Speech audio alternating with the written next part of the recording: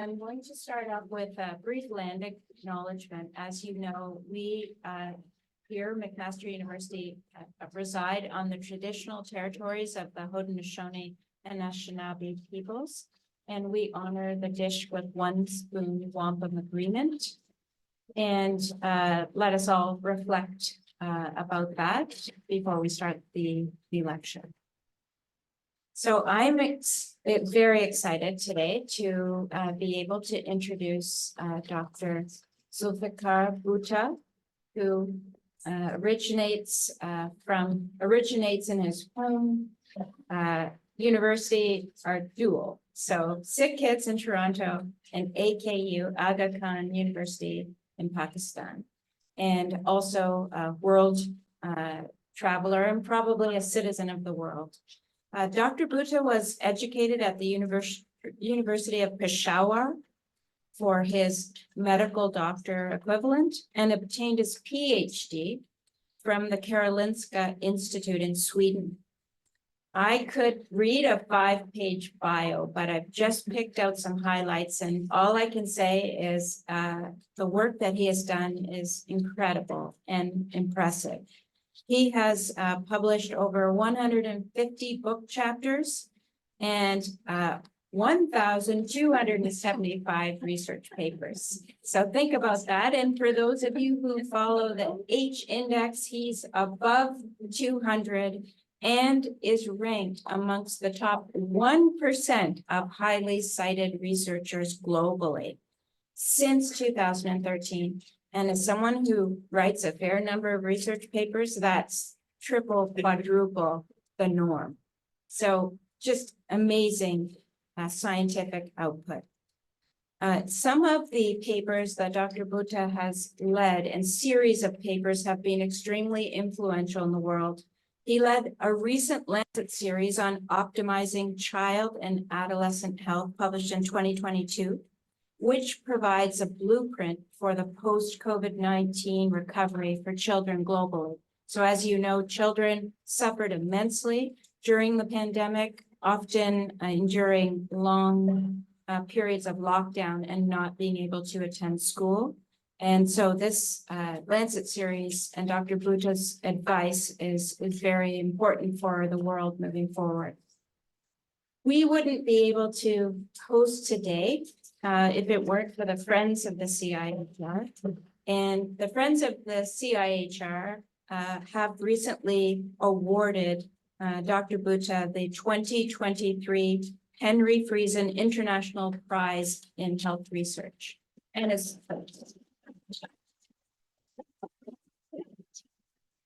part of the recognition and the award, Dr. Bhutta has made a number of lectures in the year since the award, and today's lecture at McMaster is part of the Henry Friesen Prize, and we're just so excited to have you here. I mentioned earlier today to Dr. Bhutta that many of us are students or have been students, are current students, are faculty, and have an interest in global health. So I'm sure there will be something for everyone in your talk today, and it's a great honor to have you here. Thank you.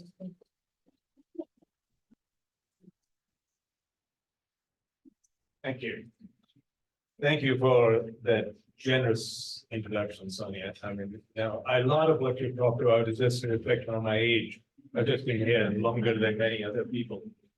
So I'm very grateful to Friends of CIHR for the recognition and the opportunity to speak to a variety of audiences across the country. This is largely what I've covered in Ontario, and there are a few more to go. So in putting this talk together, I was asked to focus on what does it take, or might it take, for us to impact on a healthy future for the world's children.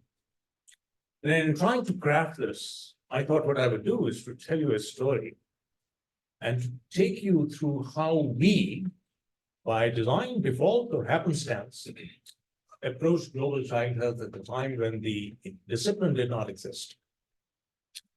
So why is it important to do that? Because without an eye on what may have happened in the past, it's very difficult to predict the future.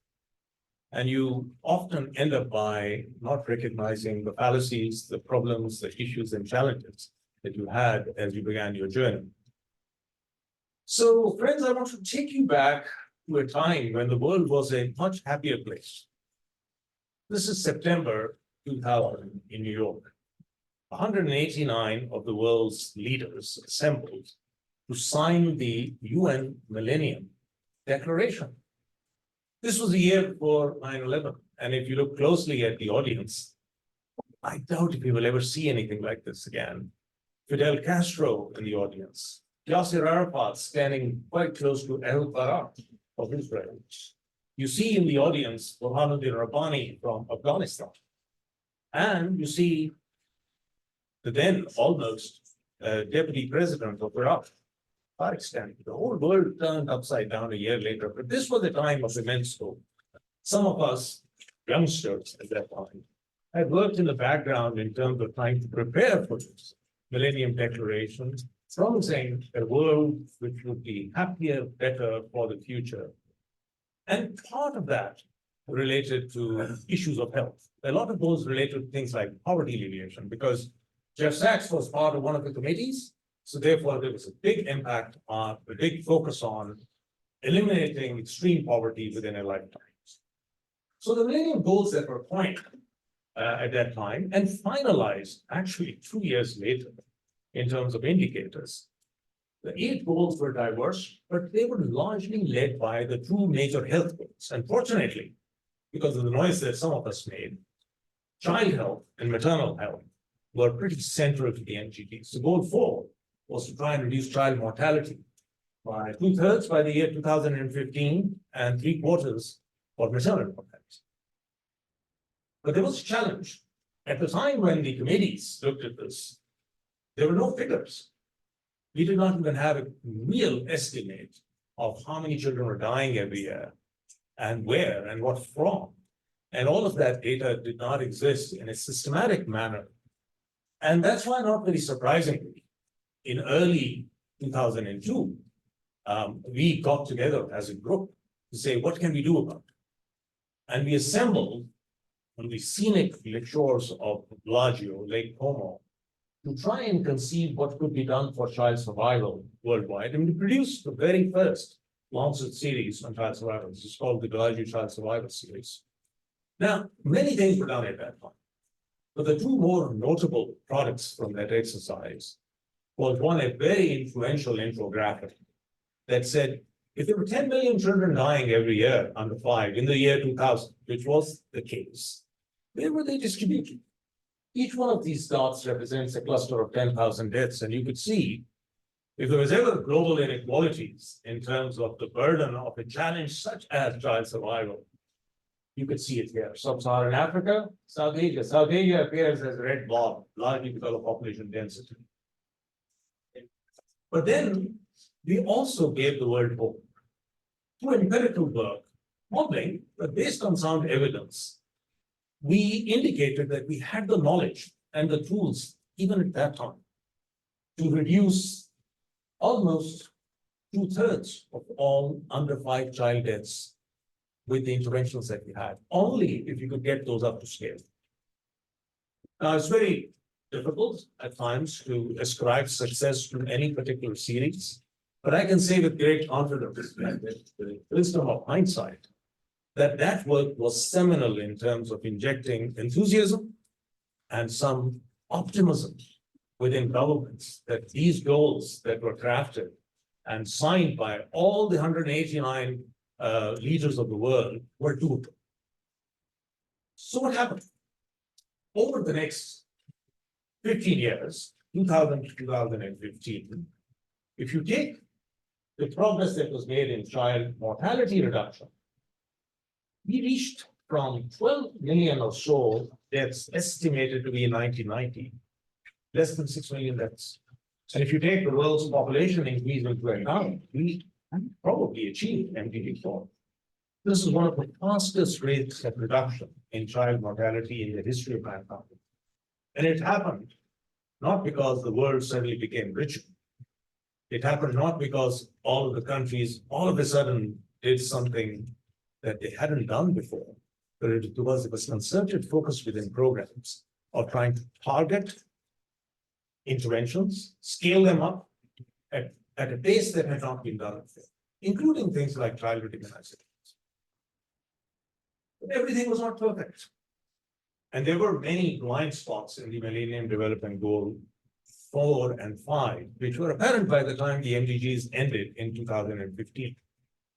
So let's look at a couple of those blind spots, and hence the importance of equity. So if you look at mortality reduction across the world, this wasn't uniform. This infographic shows you what happened in terms of mortality reduction between countries. And a lot of the child mortality average global figure reduction was due to changes in China, big countries like Brazil, Peru, parts of the Middle East, and some Southeast Asia. So there were a handful of countries where the mortality reduction was so massive that it drove the global average down. But you can see also how sub-Saharan Africa and South Asia lagged behind. This is a bit like how a few billionaires can actually lift the GDP per capita income of a country without necessarily reflecting affluence across the board. So this was missed. And the person who recognized this was one of the most respectable executive directors of UNICEF, who within a couple of weeks of his taking over, Tony Lake, and an interesting background, just tells you how people can make a difference irrespective of who they are. How many people know what Tony Lake's background was before he came to UNICEF? He was the director of CIA. You wouldn't naturally associate that with somebody who would know about public health. But within a couple of weeks of his taking over, he said that these statistical averages, his program people had given him all of this. How well have you done? How well have you reduced child mortality, etc. And he said, well, you disentangle that. And you see behind those averages, tremendous model failures of people who've been left behind on the basis of where they live, whether in rural communities or urban slums, or in conflict zones, or if they are indigenous, they just marginalized on the basis of gender. Now, I mean, a lot of people don't quite understand what this means. And I use this cartoon to often explain to my own students how you can reduce mortality, but without an impact on inequalities. So if you take this graph, this shows you how countries reduce child mortality, whether they did it by a reduction in inequality or an increase in inequality. And these inequalities are just on the basis of mortality between the rich and the poor. So as you can see, there are a whole bunch of countries up here in this upper quadrant, the red ones, where although they were able to reduce mortality on average, the gaps between the haves and have-nots in terms of mortality widened. A lot of people don't understand how this happens. Now, this happens typically because in any given community or society, the people who generally have access to any new intervention or innovation are people who are relatively well off, either on the basis of income, assets, access, knowledge, education, residence. And I'll show you an example of this so-called inverse inequality hypothesis a little later in my talk. But this is exactly what happened in the MDG period, that not all countries benefited equally. And we see this reflected in a range of indicators from that time. So, for example, I was chair of the countdown process for 14 years, and we tracked through the so-called Manhattan plots what really happened in terms of coverage of interventions across the life course. Each one of these dots is a country.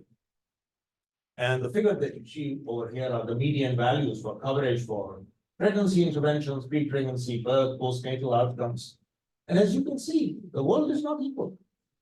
We tend to be a little bit more equal for vaccinations because they're generally delivered through vertical programs. But when it comes to functioning health system, 24/7, women and children fall through the cracks in many places.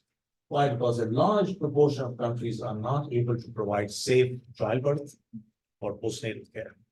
And this difference or inequity in terms of coverage is one of the fundamental reasons why the whole concept emerged towards the end of the MDGs that we really need to have equity at the core, not just for biomedical intervention, but also for things like water, sanitation, hygiene, where you see the differentials are massive. We found an easier way of doing this overall, and since, Andrea, you asked me this question, instead of showing all of these diverse interventions, we also devised in Countdown something called a composite coverage index. So you bring a whole number of interventions together, 8, and they were expanded to 10 also at one stage, and you look at whether or not they are done well for these composite interventions altogether. And yes, you see tremendous diversity here across these countries. These are 40-some countries, and there are those at the top that do very well across the entire range of interventions. And there are others where you see massive gaps in terms of what coverage they are able to get. So this composite coverage index gives you a sense of how well they are doing overall. And I'll show you a more concrete example later on. But these were not the only things. Equity or inequity was not the only thing that was missed. There were other fundamental things that were missed. I'm a neonatologist by training. And I had missed something else as well at the beginning of the MDGs, because we just didn't have the data at that time. So the two extremes of childhood were missed. We recognized that there had been progress in reducing child mortality and maternal mortality, as you can see over the MDG period. But newborn mortality, deaths among newborn infants, hardly changed over that period of time. And we didn't realize, because we didn't have the numbers, that these represented almost half of all under 5 deaths. And not only across the entire newborn period of the first 4 weeks, a lot of these deaths were clustered around the time of birth. So the first day of life, ostensibly the happiest day in the lives of families, is also the saddest day in the life of many. Because a large proportion of maternal deaths, the direct maternal deaths due to hemorrhage and others problems, are clustered around there. About half of all stillbirths are in that time period, and about a third of all newborns die on the day of birth. Now, as I often tell people, the eye does not see what the mind does not know. Had we known this, amongst all the indicators that we put in for the MDGs, the one indicator that we might have put in that could have focused attention on it was just coverage of interventions on the day of birth. Not just for the mother, but also for the newborn. Would have been relatively straightforward to do so in the year 2001, because now, almost 2 decades on, this would have been very much part of the health system. We're still hoping that we can make it, so when we update our Global Newborn Action Plan next year, this will be very much a focus as to what is the coverage of interventions around the day of birth, the first day of life. But there were other things that we missed, and we picked that up in the MDG period. I was part of the IERG of the UN Secretary General looking at the progress, and we recognized by 2010-11 that there was something missing in the entire reports that were coming. The word adolescent did not exist in the entire lexicon of global health. They were either captured within the coverage of interventions for adults, or these adolescents, particularly girls, were treated as reproductive health women. So not only were they missing, they were also misled in many ways, because there were issues, certainly with adolescents, but they were not restricted to just childbirth. We knew that there were problems with young girls being married before 18 years of age, largely in low and middle income countries, but it was missed that there were other problems as well, and issues and challenges beyond just reproductive health challenges for adolescents. Boys are even now neglected. I mean, they don't give birth, but they have issues and challenges that were not part of the system. And then we discovered, many years later, that there was a missing middle. And that missing middle was the school age. They represented school age, young adolescents, close to around 1 million deaths, if you just take deaths as a metric. But the other important thing with that figure was, as we discovered when we did our Lancet work recently, is that those had hardly changed. If you look at the slopes of the curves for child and adolescent mortality, these are almost flat. So hugely important to recognize that these things were not captured across the world as part of the global health leadership and in the MDG period. But I do want to digress for a minute and talk about things that go beyond mortality. I mean, although it's important to save lives, but just when it comes to children, just saving lives is not enough. And it's important to recognize that there is health and development. And that's one of the reasons why our vision for the future has got to be more than just saving lives. So what do I mean by this? To the students in the audience, if you look at what are the sensitive periods of life, we know that this very early period after birth, first year or two of life, are where maximum neurodevelopment takes place. In fact, some would argue that a lot of that takes place in utero and the first year of life. Vision, hearing. If your child has an ocular problem, or you don't recognize the child has a hearing deficit, there's a window of opportunity where you can make a difference. After 6 months, if the child is not able to see, the brain never learns how to see. So these are very important sensitive periods for development. And they're not just for vision and hearing, they're also for things like language. And this recognition that this early period was important was where I devoted a lot of my attention to it in the so-called concept of the first 1,000 days of life, which was pregnancy, first 2 years of life, where a lot of these interventions would focus. But we then also discovered that this was not just a closed window. It wasn't just game over after 2 years. That if you looked at neurodevelopment writ large, many of the higher functions continued even beyond this first 2-3 years of life, well into school age, well into adolescence. And in fact, the science that we now have of neurodevelopment tells us that the adolescent period is a very sensitive period as well, not only because brain sculpting for the adolescent brains continues right up to 13, 14 years of age, but also we have experimental evidence from cognitive literature that many of these adolescents are very sensitive in terms of modulation, in terms of brain plasticity, right up to 13, 14 years of age. And that's extremely important to recognize. Why? Because it's a second window of opportunity. So in terms of child development, it's not just that early 1,000 days period. In our consideration now, we include the adolescent period also as a very important period, and hence the need to look at children and child development and health through the continuum of the 0 to 20-year-old landscape. And that's what we've tried to do. You know what? It took a pandemic to tell us how important this was, because the recognition that the pandemic could influence outcomes in children at an age group where we didn't think twice about closing schools only came when we recognized what had happened with school closures and the pandemic period. So if you look at the global data, this is the work done by my group, looking at things like increase in mental health issues, anxiety, depression.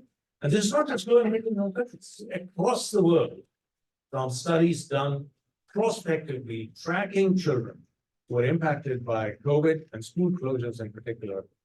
We should never, ever do this again. And the reason why we did it is because we did not know. And that entire middle age group, the so-called missing middle, was not a subject of attention and programs. So let's focus on this early period. Why does this early adversity or this early developmental period matter? And if it matters, what are the things that are very important for us to recognize? And I want to start with poverty, because this is a global issue. Don't imagine for a moment, students in the audience, that poverty is only something that happens in low and middle income countries. We see poverty right under our nose in GTA, in people who fall through the cracks. They may not have the same severity of extreme poverty as low middle income countries do, but poverty impacts people everywhere. So let's look at the various dimensions of poverty. And one thing that I tell my students also is that in many, many countries, poverty has a child's face. That there is no greater manifestation of the impact of poverty than you see amongst children. particularly girl children in many societies. And the person who probably taught me more about this through her writings and sayings about the dimensions of poverty was Mother Teresa. If you look at her work, she defines poverty as not just income or assets or money. She said the greatest poverty was being unwanted, unloved, and uncared for. And that basically captures what poverty does to living conditions and environments of many poor families and children. So let me show you some data on why this matters. So let's start with mortality. Although, as I've said, mortality is not everything. This is work done by Zulfiqar Bhutta and our team looking at this for the Lancet series that I mentioned, where you have by deciles. So you divide assets into deciles. So poorest 10%, the richest 10%. So here, as you can see, the richest 10% are here at the bottom, and the poorest are at the top. And you can see for West Africa, Central Africa, other parts of Africa, and South Asia, massive differences in child mortality between the rich and poor. So poverty as a driver for mortality, well established. But what is less well recognized is how poverty impacts other things. Childhood stunting, that poor child development that I've talked about, teenage motherhood, lack of schooling. So if you take all of this together, the manifestations of poverty, extreme poverty, on children are multifactorial and multidimensional through the whole range of education, environment, growth, and mortality. So it's not just through these demographic health surveys that we capture this. The Pelotas team was also able to look at longitudinal cohorts where people have tracked children and families over decades, from early childhood, maybe even sometimes in pregnancy, to adult life and beyond. And that data is even more pervasive. So this is a pooled analysis of 6 cohorts with 12,000 adults and stratified by what early poverty did to them in terms of their IQ, attained schooling, and growth, which is not shown here. So clearly, across the board, early poverty is a driver of your educational achievement, not through just the fact that your brain development gets impacted, but also through the fact that your environment is adversely affected by some of those early exposures. And those early exposures can be not only just lack of food, nourishment, but also the toxic conditions that living conditions at times impose. Now, we captured this last year when we looked at this through the lens of adverse influences on long-term development in nature medicine. And here is the understanding, some of the first understandings of the biology of the interface between the environment, to some extent, things that we don't quite recognize but are well aware of, epigenetic influences, the fact that early adverse childhood experiences also modulate your stress response and your immune response, which over time can influence long-term outcomes. So if I try and put it all together, ladies and gentlemen, it's reasonably clear to us, looking at this in the field, that in that early sensitive period, adverse influences in the environment can certainly produce the stress that tracks longitudinally throughout time. And these sensitive periods have got to be recognized because that window of opportunity is not forever. And as parents, forget about the scientists, as parents, we know the importance of investing early in our children's health and development. By the time they're adolescents, it's generally too late. Now, but these are modulated by not just your genetic endowment, but also things that I've talked about. Inflammation, altered homeostatic systems, that really put children on a different developmental stage. So we now recognize that long-term adverse outcomes in many societies are disproportionately affected by events that happen very early in life. I'm just reviewing a paper, which I hope will come out soon, which just looks at one simple factor in a developed country of being born small for days, being born small very early on long-term achievement. And the effects are very, very clear as to what that does to developmental changes. Now, all of this has to be seen through the lens of, does it really matter at scale? Do we have any evidence or data from long-term or longitudinal studies or large country evaluations that this early exposure to adversity is important? And since I work in a lot of conflict zones, I thought I would share with you some of the impact that we believe that conflict and exposure to violence has on growth, development, and outcomes, survival, and why are these so important, and why are these so contemporaneously important in the world that we live in today. So I came across this paper by Marshall Burt at Stanford just by chance, and not all that long ago, it's in 2016. And Marshall had looked at subnational variations in child mortality in Africa using demographic and health surveys. And I tried to correlate that with where would focus need to be made for interventions if you were going to make a difference. So the red spots here are where he thought that we would have a lot more focus, or need to have a lot more focus in order to make a difference. Now, when he saw these geospatial maps, as he told me first time, he was startled by one observation. The observation was that although a lot of this was related to specific countries, but the geospatial impacts crossed national boundaries. That he was able to see that these were often localized to a region and not just a country geography, things that didn't stop at the border. And when Marshall and Aaron Ben David analyzed these data from these 28 sub-Saharan African countries, they found three factors that were driving mortality in these countries. And what were those three factors? Temperature, so the effect of climate in that environment. Remember, this is from a long time ago, 1980 to 2010.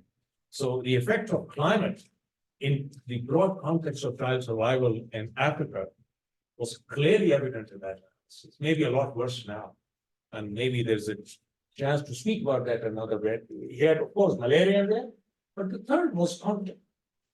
And conflict as a driver of child mortality was just not recognized. IHME, in his work at that time, had said that violence and conflict was only responsible for about 1% or less of the overall excess mortality that we had. So this prompted me to set up one of the best things I've ever done, is to set up a consortium. And remember, in global health, nobody does anything alone or by himself. You cannot do anything, even as a single institution. So to set up this consortium to look at the effects of conflict on maternal child health, we brought together some of the best places in the world. London School of Hygiene, Hopkins, Harvard. I wouldn't count ourselves in there, George Washington University, and others. And if anybody ever tells you that you cannot bring competitors together around a global initiative or global good, don't believe them. Because not one of these groups or leaders, when I reached out to them, say, can we work together on addressing this issue? Said. So Stanford came on board and we generated this whole series of papers. It's called the Branch Consortium series. It was published about 4 or 5 years ago at the beginning of the pandemic. So what did we find? So first of all, IHME was wrong. IHME was wrong because their estimates of what really impacted mortality from conflict were much, much, much lower than what we found. That it was about 8 folds higher, and that we calculated an excess mortality in Africa alone of 3 million deaths that were directly or indirectly attributable to exposure to conflict. We found other things also. We found that the effects of conflict had a ripple effect. So the closer you were to the epicenter of the conflict, the greater the impact on mortality. And I'm not talking about direct deaths due to armaments or bombardment or what have you. I'm talking about indirect effects, perturbation of the health system. And these ripple effects were seen as far out as 100 kilometers from where the conflict was taking place. We also found that the effects were long lasting, that some of these impacts on mortality as an indicator lasted for as long as 5 years, depending on the severity of conflict for both children and mothers. So these are huge findings that conflict mattered, and they were important also because we needed to devise solutions in those contexts. But there was something that we could not quantify very well because the data did not exist. But I think they are extremely important. And this would be my last epidemiological piece in this talk, because I want to turn to solutions. And that related to the long-term effect of conflict on children and families. And I am particularly interested in this issue because of my work in Afghanistan and the border areas of Pakistan, because that's where I work. And in these circumstances, I'm well aware of how children of war can become perpetrators. So the effect of conflict exposure to young families and young minds is toxic and pervasive and long-lasting. So we know that not only do you have immediate effects of the kind that you see here, but there are intergenerational effects which may be transferred from child to the next generation in a quasi-genetic fashion. And we know this very well because violence inures you to violence. And that's one of the reasons, ladies and gentlemen, why I think it's a moral imperative of the world to stop the conflict in Palestine as we see it today, because it will lead to much more long-term instability and insecurity down the road. All right, so what works and what can change? And I'd like to focus a lot more on tangible things which are relevant to low and middle income countries. So there are things that we know about what opportunities are there to reach the poor. So demand creation amongst the poor through strategies, particularly among socially deprived women. We know about microcredit programs that would empower women and they would then help themselves. Community outreach services. I've spent a better top part of 3 decades on working with community health workers, and whether they work alone in isolation or linked to the health systems. So let's look at that evidence quickly. So the evidence around women's groups, or how you can empower women to work together to improve not only their own status, but healthcare seeking and outcomes, is extremely strong. And it comes from large cluster randomized trials in health system settings. They can be really nothing more than community women getting together or things that are brokered by social activists. But the evidence from across the world, from Asia and Africa on this is absolutely stringent. So if you look at neonatal mortality as an outcome, these large cluster randomized trials show that working with women or women's groups can lead to about a 20% reduction in newborn mortality. Something that technology cannot do on its own, but the power of getting people together to address their own solutions. We also know that some of this is related to improved care seeking. We looked at this and my group evaluated what the direction of pathway was in that change. And it was not just domiciliary or household behaviors. It was also the fact that people sought care in the health system much better than they did without that empowerment. Outreach services, the evidence in terms of community health workers making a difference in populations where you have human resource challenges, that evidence is strong. We've reviewed that for the World Health Organization, we've done Cochrane reviews, we've done pragmatic program analyses, and the evidence shows that these community health workers, whether they are existing in public health programs, large-scale government programs, or NGOs, they all work. And they work to reduce the one thing that I told you had to change in the MDG period, newborn outcomes. So let me give you some examples. So for neonatal mortality, whether you are a public sector health worker or an NGO supported worker, impact on neonatal mortality is great. And that is largely driven through better household behaviors and practices in and around childbirth. But very interestingly, the impact on maternal outcomes is the opposite. You see much better outcomes in public sector program community health workers because they are linked to the health system. But you don't see the same impact with community health workers that are largely NGO focused because they tend to do a lot of things at home. And this just to indicate that maternal mortality cannot be impacted by just home-based strategies. You require functioning health systems. So the big question is, all of this is good, the systematic reviews from relatively small programs and studies, but can this be done at scale? And can this be done in the very poorest population of the world?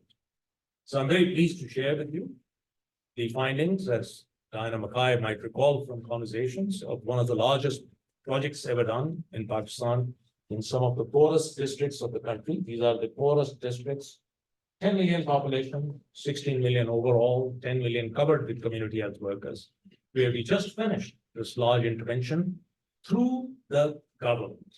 This was not our project, our intervention. We supported the government in defining, improving, and supporting community health workers in these districts because there were few pediatricians and virtually no upscale obstetricians in this area. So what did this project tell us? First, there were improvements and gains in coverage of all essential interventions. But the gains were greater in the relatively rich in those districts. The inverse equity hypothesis. Those benefits generally reach the relatively well-endowed. Everybody benefits. So you see, there is change in all. The red dots are the poorer, the green dots are the richer, top two quintiles. Everybody benefited, but the rich benefited more. Now, this is the case that happens until you get coverage levels to around 90% plus, when there you see a universal effect. So it's very important to recognize that this was still incomplete work, and there are a lot more could have been done or should be done now in terms of reaching that level of coverage in those areas. We saw a significant increase in composite coverage for interventions all across the board, overall, and in each one of these districts that I told you about, and a steady improvement irrespective of what happened with floods or the COVID interruption in the middle of this project. What about mortality?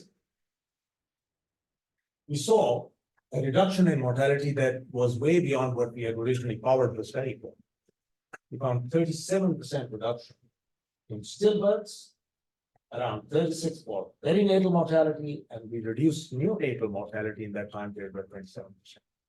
Remember, this was not a randomized controlled trial because we ethically could not do a randomized trial with evidence-informed interventions which are part of the standard of care generally. But we have a way of looking at this because you can compare these poorest districts with the rest of the country and the general UN data. So these districts had a rate of change which was 5 to 6 folds higher than what the secular trends for the better parts of the country. So these things do happen and they can happen at scale. But it's important to be objective as scientists and to recognize both the limitations and the big mountain that we have to climb. We treat countries as if they're homogeneous, then we take districts and we treat districts as they were just one. They are not. There are tremendous variations even within districts. Let me show you some pictures just to give you the case. So I'm drawing the geospatial mortality distribution in these districts over time. So this is the district of Muzaffargarh, as you can see when we started. Hotspots are the clusters of high mortality postnatally. And at the end, although there was change, there's still some hotspots, still work to be done. In other areas, you see a beginning where you see a lot of clustering of mortality in remote regions far away from the headquarters hospital. And you see how the floods impacted that mortality in a short period of time. And then once you were able to concertedly focus your interventions with the health workers, how much difference one could make. So you could look at some of these from that lens. The last question is really, what about the difficult context that I spoke about? Conflicts. All of this is easy if it is in stable environments. But can this be done in difficult circumstances? And I'll show you briefly the results from one such project looking at the conflict-affected region between Pakistan and Afghanistan, where, as you know, there are a large proportion of children who are unimmunized, what you call zero-dose children who have received no immunization, not even from campaigns, and basically have fallen through the cracks. Some of them are refusals, just to be clear. Some of them are refusals, vaccine hesitancy, and some of them are people who are invisible to programs because they live in very remote areas. So I'm showing you this big project that we've just published, these two series of projects looking at outcomes.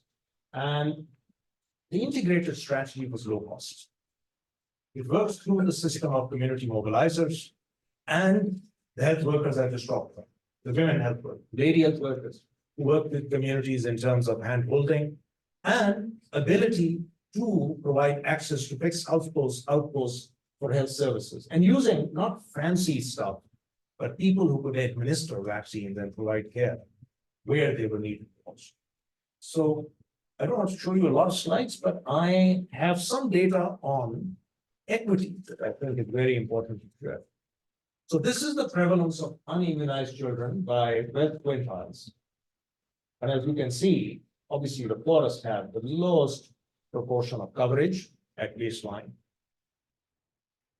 This is what happened at N1.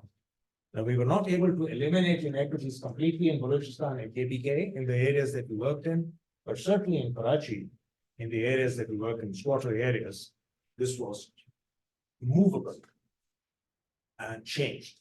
So I'm very pleased with at least this demonstration that it can be done even in difficult areas. So let me finish by just telling you, what can we do for the future? How can we build a future of hope? So the first thing is we are in a different era. And the Sustainable Development Goals are here. And they are not for low middle income countries. The SDGs are for every country in the world. That mindset we were able to change by 2015. So just as important for Canada as they are for Malawi, Angola, or Pakistan. Yet I am staggered every time I go around as part of my Friesen talks and I ask how many people know the Sustainable Development Goals and their targets as to how few hands are raised in any audience. And I'm not going to embarrass anybody by asking you this question today, but this is really the Sustainable Development Goals for Canada. And they are all around relative change. So it's not that you will be compared with low middle income countries, you will be compared with low baseline. And they all relate to, they have tons of targets that relate to equity. So what did I do? So as I mentioned, we didn't know COVID was going to hit. When we were working on this 0 to 20 conceptual framework of optimizing child health, I brought people back to where we began, back to the logic. And got some of the same people, but many other young, fresh minds to contemplate as to how we could work together on optimizing child health. And once again, you can bring diverse groups from competing universities anytime you want. If the vision and if the concept of where you want to go is clear. So people came, irrespective of which institution they belong to. And we produced these 4 papers, which are essential reading for, in my opinion, for everybody.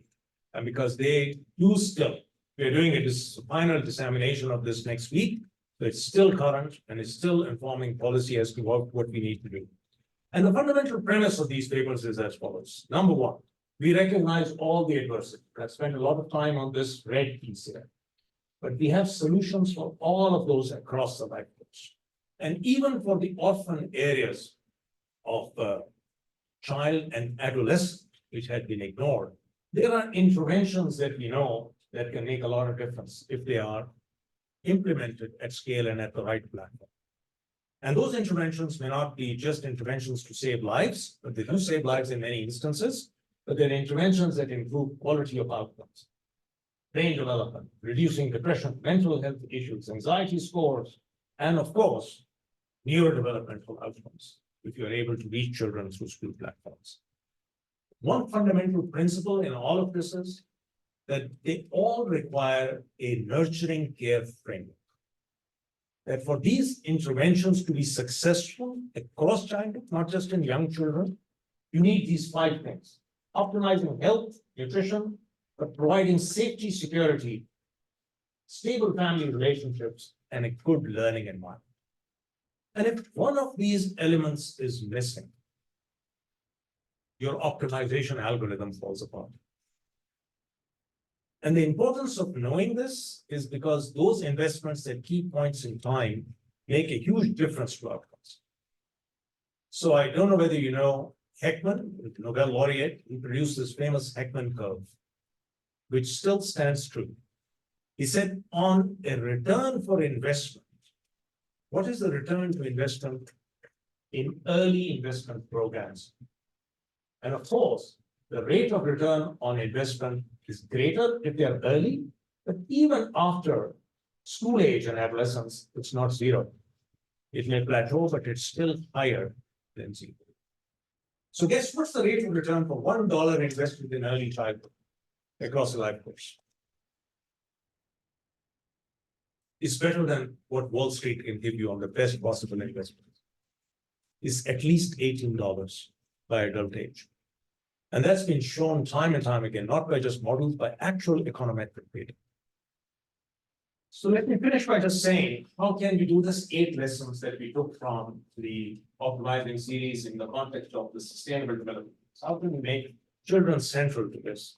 First is, clearly we need a life course perspective. People everywhere, students of global health, public health, child health, need to look at all of this in the context of the life course. And it may be fine to have 0 to 20, but we should also recognize that you have to bring in young women and reproductive age. Effective interventions vary by age, and we need to have, therefore, in our toolkit, the right repertoire of interventions and the delivery platforms to make this happen. These need not only evidence-informed actions, but also complex adaptive systems that adapt to context. So in conflict settings, we were able to use the power of community workers, social workers, elders, and support groups. In other settings, you will need to use existing platforms like schools, social safety nets, and the like. And these multiple sectors, which I call adjacent sectors to the health sector, are extremely important. Social protection, nutrition, education. All of these are just as important as having health services available. And they need to work in totality.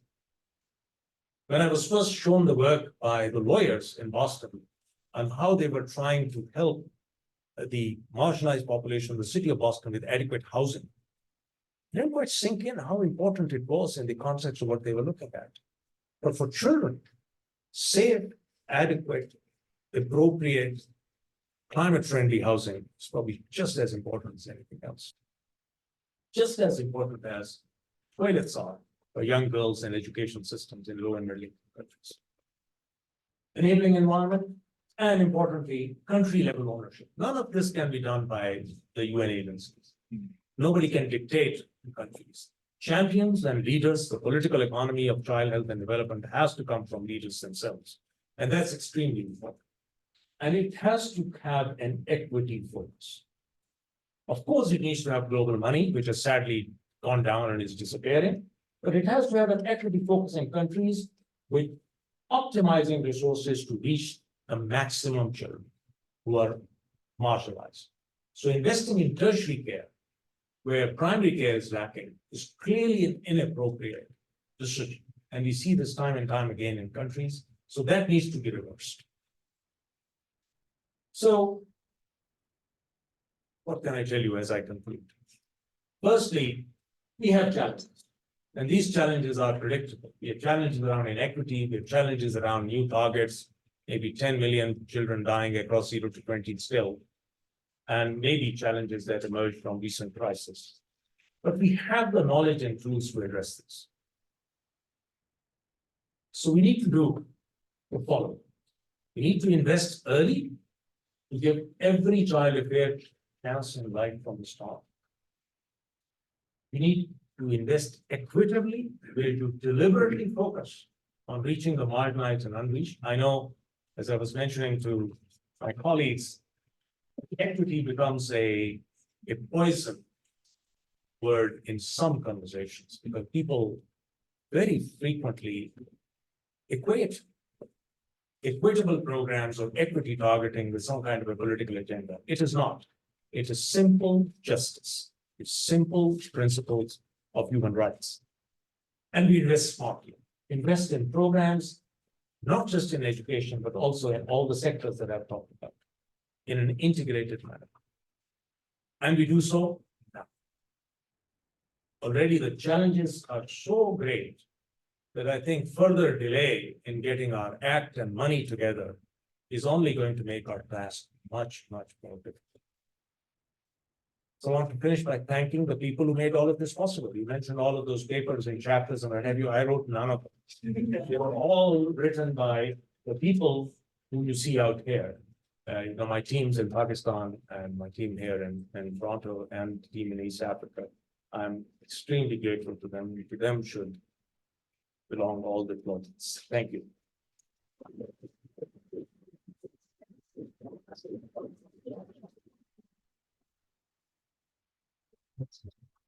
Happy birthday. Yes, that's wonderful, amazing. I guess I'll take that. I'll moderate the questions for Dr. Bhutta, but very inspirational. Thank you so much. And I know we have some questions on Zoom, but we'll start here actually. Hands up, don't be shy, Russ. Hi, thank you very much. That was very inspiring. The many of us here are researchers, and one of the issues we face is that research takes a long time to translate into policy and eventually practice. And I'm just wondering if you have any big picture advice for us trying to get our research findings into the hands of people and maybe difference, or how do we do that? Okay. So that I can dispel very quickly. All right, because I'm a living example of somebody who's seen research translated to action, not just within a lifetime, but within a decade. So almost everything that we've done, whether it was nutrition, whether it was child survival, newborn health, whether it was the issue of child development, we've seen this move programs faster than you would think. What was the greatest success of the Lancet Nutrition series, which was ignored in the first year after it came out in 2005? The greatest success was that 2 years later, USAID and UK aid based their entire strategy of nutritional support on the Lancet series. So you will be surprised, but there are two prerequisites for this. First of all, you don't do it as an individual. As I said, work as a group, because a group is a potent force. And when you do advocacy, so as I said, we have our final seminar next week. But it's not just me, it's Hopkins, it's Harvard, it's people from other disciplines who are all going to join and give this together. Second is, be very sure about the science. So that's why we spend so much time, and every one of these series and works takes 4 or 5 years. You need to be 100% sure of the evidence that you're putting forward, particularly evidence at scale. So, all researchers want their own project to be up there. You want this particular thing to be scaled up, but you need the consensus of expert groups to make that happen. And the third, of course, is target your solutions to people's needs. So a lot of the work that gets integrated into policy is stuff that helps policymakers with their big challenges today.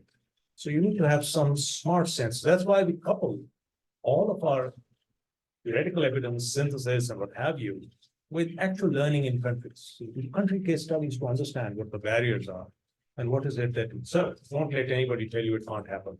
It does happen, and it's happened in my lifetime. Adolescents, 2011, we did the report. 12, 13, 14 did not exist. Today, they're front and center of the global agenda. They're very much in the SDGs. So things change. Thank you. Yes, thank you. So for an excellent talk, and I do have a lot of questions, but I think I'm going to focus on one that you kept hinting at. Didn't get to the topic of climate. And that sense that climate is now going to cross-cut all of these interventions. I'm curious to know, particularly at your next meeting, will that be high on the agenda, and how do you think it needs to influence? So I have been giving a full talk on climate and health as part of these Friesen lectures. Let me try and answer your question. I think the evidence around climate and its impact on maternal child health, nutrition development, hugely pervasive and strong, but it's only just emerging. A lot of the evidence does not have the biology behind it. That's why in December, we held a major workshop of all stakeholders of bringing them together on understanding the biology of climate impact on health outcomes. The second issue with climate at the moment is that the solutions, particularly around resilience and adaptation, which is what I'm interested in. I mean, the world can depend upon COPs and what have you to reduce,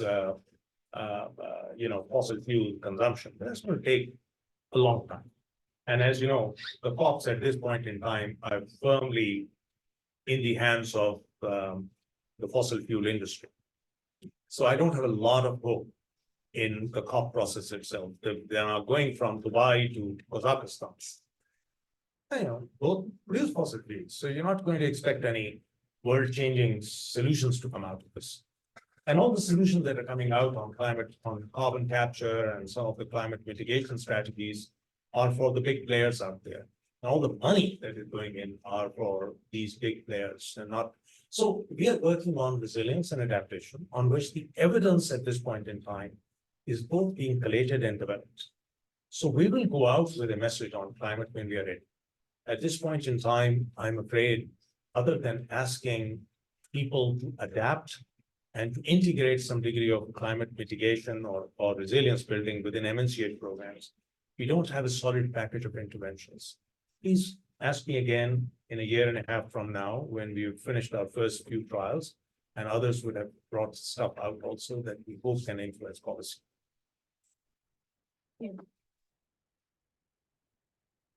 Funny. Thanks so much for that.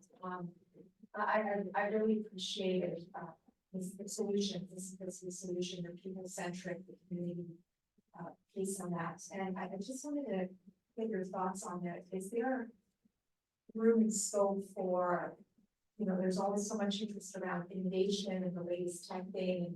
We emphasize that it's not just about mortality, that it's a lot more complex. And really, I do see everything you presented here is so humanistic. These are human problems with human piece at the center of it. But I recall years ago, and the name of the study escapes me now, the study around master administration of azithromycin for a Mordor. right, Mordor, that's right, and that's strange kind of name, but Something like dog yeah, food, I don't yeah. And there was a push at the time, and I think there continues to be on the part of some big global health actors around this idea that, there's a reduction in instant, you can get so much mortality, child mortality reduction by doing sort of mass drug administration, but then you have potential problems of resistance and all of that. And so I'm curious, what are your thoughts on that? What is there scope for interventions such as that in this work? You've thrown me an easy one because I've written extensively on azithromycin and what we should or should not do with it. But human nature, you look for magic bullets, silver bullets. You want to look for things that you can do like this. Here is a new iPhone that will change the world, but an iPhone cannot do a cesarean section. But yes, technology does bridge barriers. And I've seen in my own lifetime how communication has really influenced access to information, access to health services, empowerment of women, and hopefully soon empowerment of adolescents. So, but we also know the dark side of it. So not all technology is created equal. So as you probably noticed, I did not use a single, and I've done plenty of trials with technology and innovations, because my overall reading of this is technology works best when the fundamentals are met. If you give cell phones and wizards gizmos to community health workers, but the health system is not prepared for this, those will never succeed. We did a big trial giving handheld devices to community health workers on an algorithm to detect preeclampsia and risks and referrals.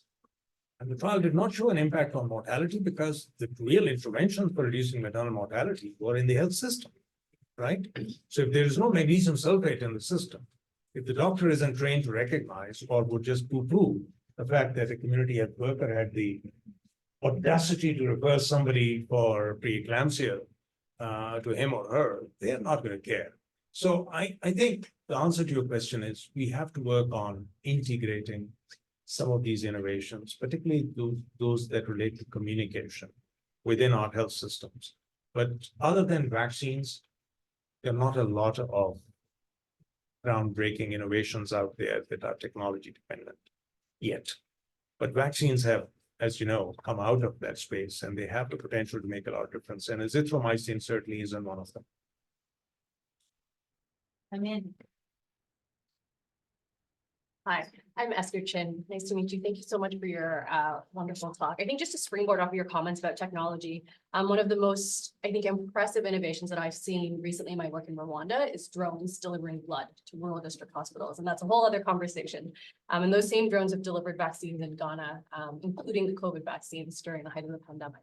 But my question actually was with respect to two of the graphs that you showed at the beginning of your section on conflict, looking at, I think it was like years 0 through 5 from the onset of conflict, neonatal mortality juxtaposed against the maternal mortality. And I'm curious as to your thoughts, because I think the maternal mortality shot up as expected from about time point 0 to year 4, and then it actually went down at year 5. And so I'm just curious as to either the data behind that paper or your thoughts around that. These are all DHS data. Okay. So the demographic and health survey data, as you know, are restricted generally to things that you capture, and memories fade after about 5 years because they do a pregnancy history. Typically, the reliability of information that you have peters out by about 5 years or so. So in this particular analysis, we're happy to send you the paper. One of the thoughts was that, yes, I mean, mortality went up, does go up, and then it plateaus and comes down with the conflict. So remember, this is not ongoing conflict. This is the ripple effect of conflict that happened at a point in time and the perturbations in the health system that last few years. And it's very simple to understand that. Why does that happen? People run away. Human resources disappear. First thing that happens in conflict sectors are trained health workers, fly the coop. What happened in Afghanistan? In Afghanistan, after the takeover, a large proportion of people who left Afghanistan were the health workers in the NGO workforce. And all of a sudden, the government, that do a lot of my work in Afghanistan, had to contend with no longer anybody other than people who are employed by themselves. So that's some of those effects are related to health workers, then of course, supply chain, facilities, and now increasingly the very egregious targeting of health facilities. So, now health facilities, which are sacrosanct as a sanctuary where you could be safe and provide care, are no longer so. So a lot of people, even people like MSF, I began my career working with the MSF back in the 70s, are very reluctant at times to work close to the epicenter of conflict because of this, that they are no longer, you are able to paint Red Cross on your rooftop and you will be spared. So those are some real tragic changes in recent years to the entire demography of conflict. Just to follow up on the question that was just asked, but more specifically with regards to crime and violence. So you have looked at conflict, but have you done any work on crime and violence? Like in Caribbean countries, we tend to have a lot of crime and violence, and just how much that has perhaps impacted how we deliver healthcare. Any work in that area? So we did one case study in Colombia. So the honest answer to your question is no, we have not looked at crime, violence, street violence, crime, and some of the things that are particular to some regions in the same systematic manner as we did for war, where we had actual data from BRDs, which are battle-related deaths. But what we know is that in general, urban crime differs very much from rural crime. And one person's criminal warlord is another person's benefactor. So many of these drug operations, in particular cocaine production and or those warlords and others who are working in those areas, opium producing, are the greatest benefactors in their own region. So they don't necessarily, because they can't survive if they really pushed all the population away from them. Governments, they will fight, but they are often also benefactors. So it's a little bit complicated in terms of what happens in that context, but we have not studied it systematically, but it's a great question for future study, particularly in the Latin American context, where we know that this is a very big problem now with street gangs. I have a question. So Sustainable Development Goals after the last UN update, we're not making as much progress in terms of the targets for 2030 as has been hoped. And within Canada, we do emphasize SDGs. But when we look deeply into how well we're doing, we don't measure the outcomes well. I wonder if you could comment on that. So first of all, the SDGs were unfortunately interrupted by COVID. I think that really set things back because for a few years, nobody talked and thought SDGs. But it's also true that countries differ in the way they are approaching the SDGs. And one of the biggest opportunities of the Sustainable Development Goals is data systems, public information, and public debate.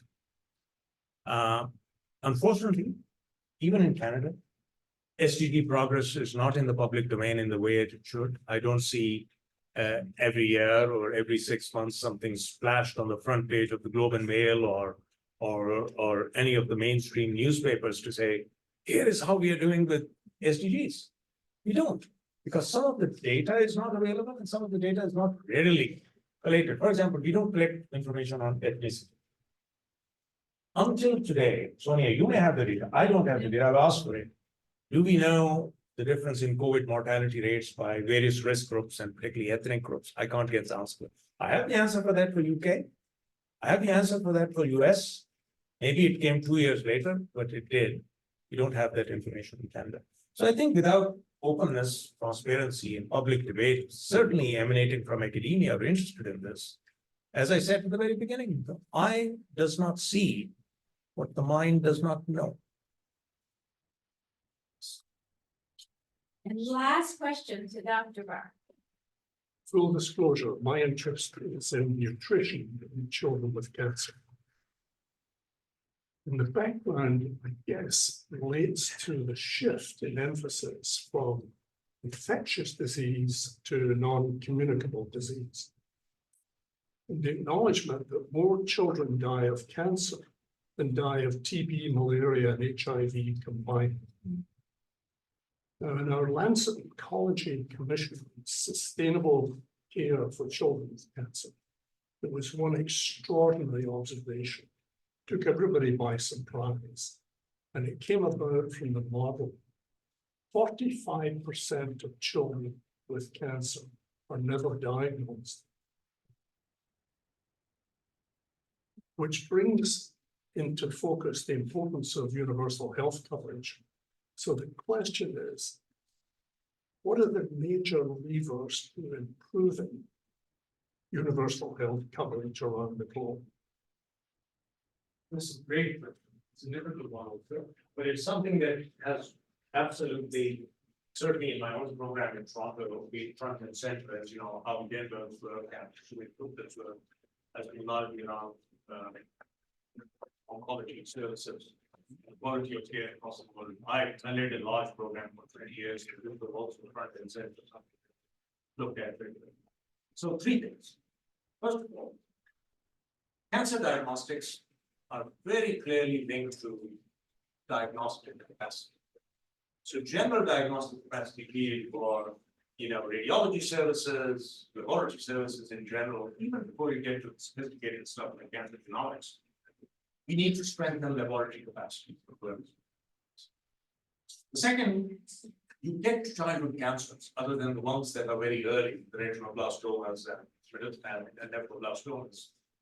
You get to childhood cancer when there is survival to an extent where you begin to see children around the age where they typically begin to present leukemias and some of the other lymphomas. And in many low and middle income countries, frankly, up till now, when you look at the cause of death part for child deaths under 5, cancers were buried under a category called others, right? So the others are being disaggregated now, and we are beginning to get country-specific data on what is through tumor registries or other registries, what is the burden of cancer. So I think we will be better on this. Third thing that I would say is that we need to do more on improving quality of care. So as you can probably imagine and know better than I, survival rates for something like leukemia, leukocytic leukemia, high in countries in this country, close to 100%, right? And there are countries that I can rattle off, like this one, lower middle country, downtown countries. The average survival for children with acute lymphoblastic leukemia is south of 40%. That makes you think as to what is happening. When I speak to people on the ground, they say, well, it's not because we don't have the drugs or we don't have the right combination of knowledge. It's because of the additional services. What happens when a child has a problem? How can you recognize complications? How can you get the kid and treat the child for an acute crisis? So, in a nutshell, oncology services need to look at the continuum of improved diagnostics, health system capabilities, and also importantly for cancer children, the capability for follow-up and the appropriate rehabilitation services. And those are things that are yet not on the radar screen. But we are getting it. We will get it. Great. Well, thank you so much. Again, Dr. Bhutta, we've learned a lot. Some of us will continue to ask you questions for the next couple hours over dinner, but I'd like to thank everyone for coming. And I would like to actually first, before we give Dr. Bhutta a round of applause, invite Peter Lewis to come and tell us a little bit about Friends of CIHR and to close us out today. So please. Sorry, I had a little trouble navigating the parking lot. When I got here. It's fine. Yeah, I know. So it's, I will explain, this is my 8th week as interim president of the Friends CIHR. So it's really a great pleasure to be here and to thank Professor Bhutta again, who's given many in addition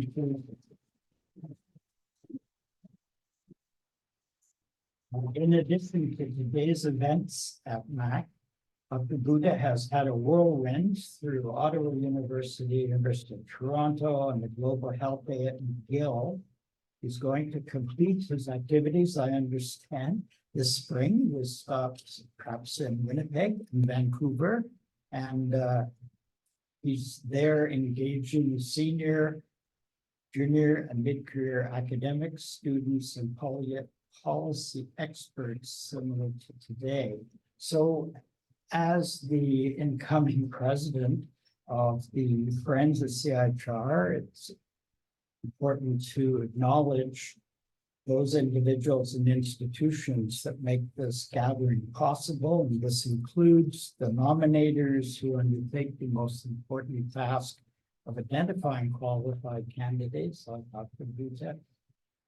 The Friesen Prize Advisory Committee that adjudicates the process of selecting and recommending the prize winner. And of course, the sponsors who you've all seen at the bottom of the poster, without whose financial this program wouldn't be possible. Last but not least, I want to recognize our Professor Emeritus Avi Angel, who was the founder of the Friends of CIHR back in the year 2000 or thereabouts. And so thank you all for being here today. And I'm sure Dr. Bhutta would answer more questions online and those ways. So thank you all. Thank you.